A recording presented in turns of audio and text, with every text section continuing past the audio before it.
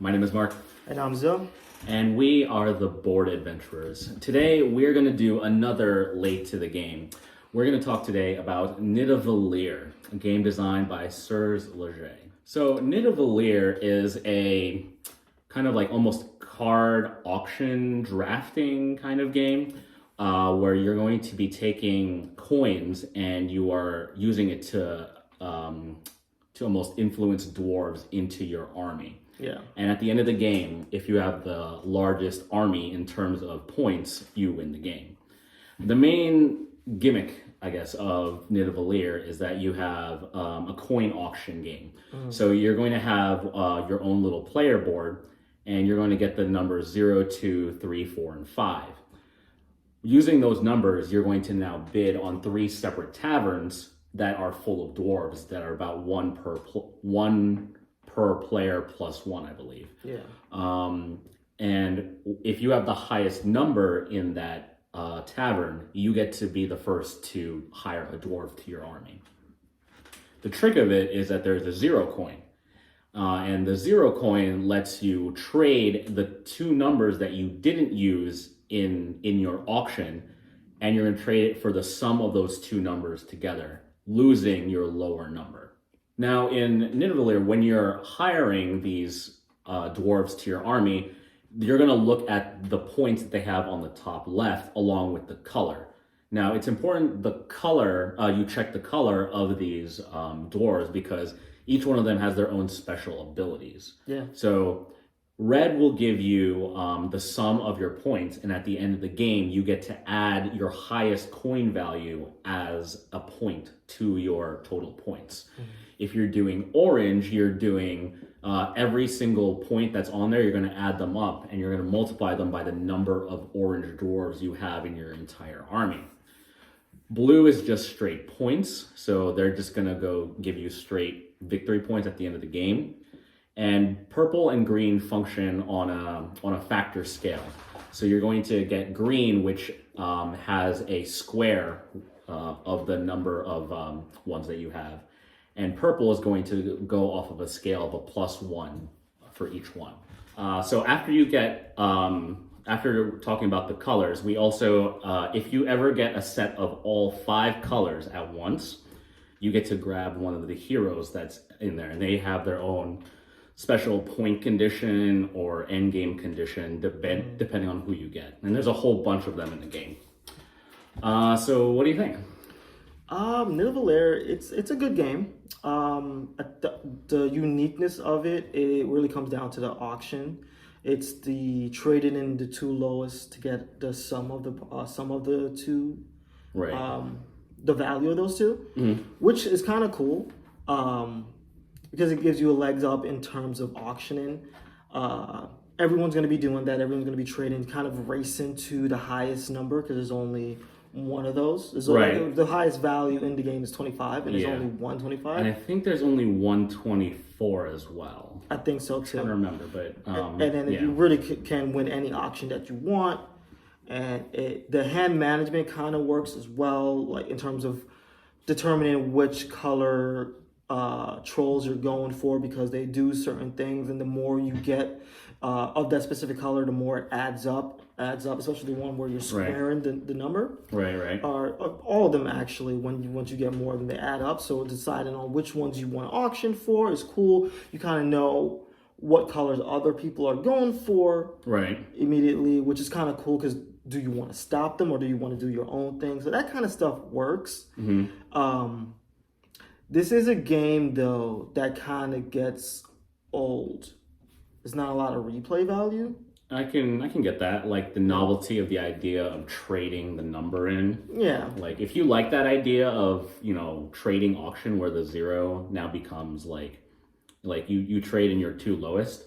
It could be like you try to almost shoot for that high number. Yeah. And then if you kind of like you add it on to the red strategy where it's like you know that your highest coin value is going to add victory points, that's a viable strategy you have in this game. Yeah. But there's I can see like when playing this game, it can get like that novelty of the zero trade coin can get a little old the more you play. There's a most efficient way to play this game, and I think with games like that, when you play with enough people, it's kind of like everyone's racing to do the same thing. Yeah. You know what I mean? Like get the same type of cards. Right. Get to 25. If everyone's doing the same thing, it's not as fun. I can see that. You know? Yeah, because like there's not really a lot of, I guess, variability. Because like, you know, sometimes you'll see a whole row where there's maybe like 3 different colors, and you don't really need a certain color, so you know you can just scrap that for anything. Yeah. And then at the end of round 1, you do get a variable power that's possible. Like I know, so in this game, you can, if you ever tie with somebody, you're going to have these diamonds, and if you have the higher that diamond, you win the tie. But then at the end of that round, you switch, so you might get the lower value. Yeah. There's one like this power that lets you automatically win any tie. Like that's kind of cool, but if it's like the 3rd time, 4th time you've played and it's like the same strategy you're playing, it loses the luster. Yeah, it starts to get a little bit old. Yeah, I still think the game is cool and good. Like the uniqueness of the auction style. Not a lot of games have kind of taken that mechanic. So there's some uniqueness there. And it works. It just gets old. Yeah, I guess we don't want to make it sound like we absolutely hate this. No, it's a good game. Yeah, but like it's solid, and we could see where some people may like it. But I would say maybe on the overall, it's not really our type of play style. For me, maybe I can't speak for you, but I like it when I have choices in the game that have varied from previous games. But it seems like I'm kind of still like, I'm not really going for a dwarf. It's really just color, you know? Yeah. It's like I'm just gonna, spam purple for as long as I can. Yeah. And then a lot of the times you like combining all 5 colors at once is not entirely too viable. Like you like to focus maybe like 3, maybe 2 to 3. And it's usually the same kind of 3 with each playthrough. It feels like there is a most efficient way to play the game. Yeah. It kind of has this. There's a kind of an illusion of openness with the amount of dwarves you can choose. But the more you play, you realize like there are certain colored dwarves. Like it's not efficient to focus on this color because I'm not going to win the game. Right. Doing that, and it's kind of like these are the colors I want to go after. Right, and then that makes like auctions that don't even have that color that make it less viable. So you're kind of like almost giving away certain auctions to opponents, especially if you know that they need a certain color. And you see a row show up and it's 3 of that same color. Yeah. It's like, again, that's card, or, random number generating, but it's still like, it doesn't feel amazing when that happens. It's like, okay, I'm going to concede you this. True. Yeah. Yeah. It works. Like, how do you feel about this in terms of other auction type games? Like, in terms of like grabbing something, like, I like the simplicity of an auction game. Kind of like if you've played like a for sale. Yeah. It's when you like you're kind of bidding around, but it's a different type of auction. It's like this is just like blind, like one time auction. It's okay. I don't love it, but I don't also utterly hate it. It kind of falls in that middle ground for me.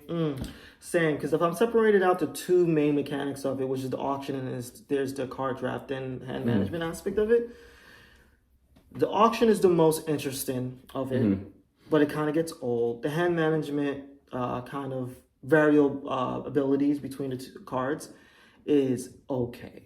Yeah, so when we played about maybe like 4 to 5 times, and we've played with varying from 3 to 5 players. Yeah. And from that, what I've noticed is that everyone seems to race for that 25 very quickly.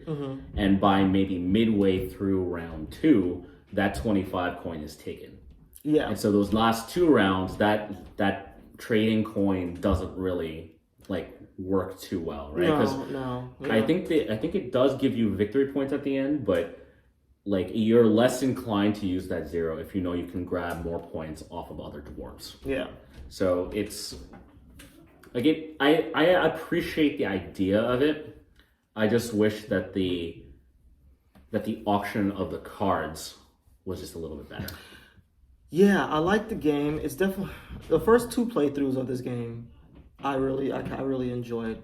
By the fourth, I think it was just more of like, oh, this game, it pushes everyone to do specific things, Right. which kind of limit the openness I felt with the game earlier. Yeah. That's really dings it for me. And that 25 coin is the big thing because it's kind of like you have an option to use your zero coin to trade up. You don't have to do it every round. Right.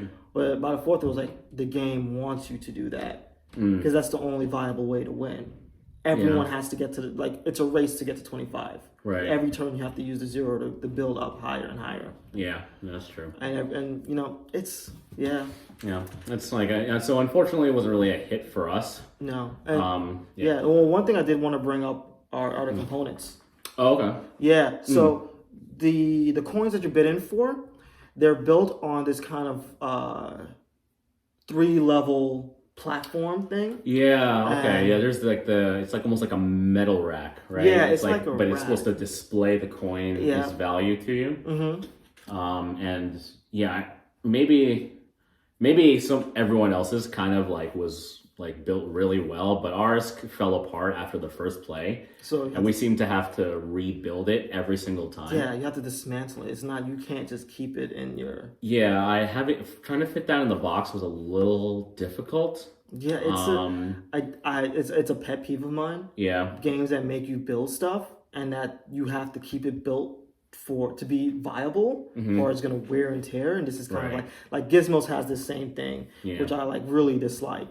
It's kind of like, it's going to get flimsy. It's going to break apart. It's going to make the game kind of worse with each playthrough. Yeah, that's fair. Like, I think we got to the point where we were just stacking the coins on the side. Yeah. And then just like, just taking the coins as they were. Yeah, it's one of those annoying things. I did want to make sure to bring that up because it is a ding against the game for me. Yeah, like component wise, it isn't too bad for me, but like I get why. Other than that, I mean the components are pretty typical. It's cardboard cutouts of circular things with stuff on it. So it's just that the coins have like a decent feel to them. They're like almost like slight like wooden poker, almost like I would say. Yeah, this is what the coins look like. Yeah, and then like the values like the values are printed on it. Yeah, it's pretty clear, but otherwise fine. Like I don't have too much of a gripe with like components outside of like the tray. Yeah. And theme wise, collecting trolls. Yeah, that's it. Yeah, you don't really worry too much about the trolls. I don't think it's just more of like I'm getting the green, I'm getting the yellow. I'm sorry, getting the red, purple. It seems like a lot of it's just like we're getting the army, and then if we have the largest army, we get to go. Yeah, pretty much. So in terms of buy, play, pass, what is this for you? So I think so. My I guess rating of it is really based on what I've seen, like the hype behind this game in like the general populace for board game reviewers, and a lot of like I think people fall on like the two ends of the spectrum on this. It's like they're either like they don't like it or they absolutely adore this game. Yeah. I'm leaning towards more of like the not liking, but I'd still put this as a play, leaning towards a pass. So I think you need to try this to see if you like that mechanic of the zero coin. Yeah. If you like that idea and you think like, wow, this is such a great concept. I'm getting more coins. I'm upgrading my coin up higher so I can bid on like on dwarves or like points. Then this game might be for you. But for me, I that coin system it got a little old. But I think you should definitely try it to see if you like it. Yeah, so this is also a play for me. More of a play for me than you. I think I like this game a little bit more than you. I think it's fun.